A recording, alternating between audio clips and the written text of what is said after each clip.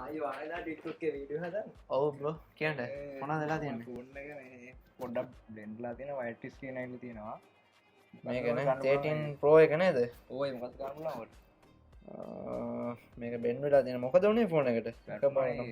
හරි. මේ පොඩ්ඩක් එද වෙලා තියෙනවානේ. මේකට අපි ගාව තියෙනවා ඔරිජිනල් හවුසින් 100% ඔරිජිනල්.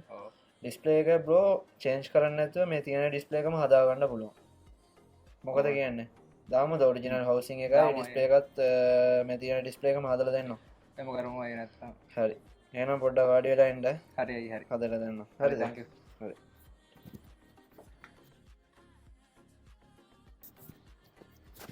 බ්‍රදර් ආගේ ෆෝනේ හරි. ෆෝන් එක හදුවයි. බලන්න කොහොමද තියන්නේ කියලා. වව් මේක පරණ හවුසින් එක.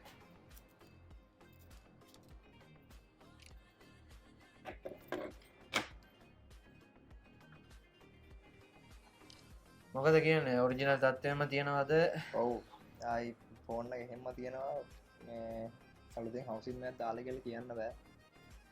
ඔරිජිනල් විදිහම තියෙනවා. ඔව් එහෙම තියෙනවා ෆෝන් එක. හරි. වයිට් ඩිස්ප්ලේ එකත් හදලා තියෙනවා. එතකොට ඔයාලට කොහොමද වෙනස පේනවද? නෑ. ඇත්තටම වෙනස පේන්නේ නැහැ. හරි. එහෙම දැන් පේන්නේම නෑ ෆෝන් එක හොඳටම තියෙනවා. අවුලක් ඇත්තෙම නෑ. ඇත්තටම මේ ෆෝන් ෂොප් කොහොමද අපි හොයාගත්තේ? අයියලා මම හොයාගත්තේ අයියා වීඩියෝ වලින් TikTok එකේනෝ SP එකේනෝ වීඩියෝ බලලා මම මාතලේ ඉඳන් ආවේ. මේ ෆෝන් ෂොප් එකට උදේ ආවේ. හරි.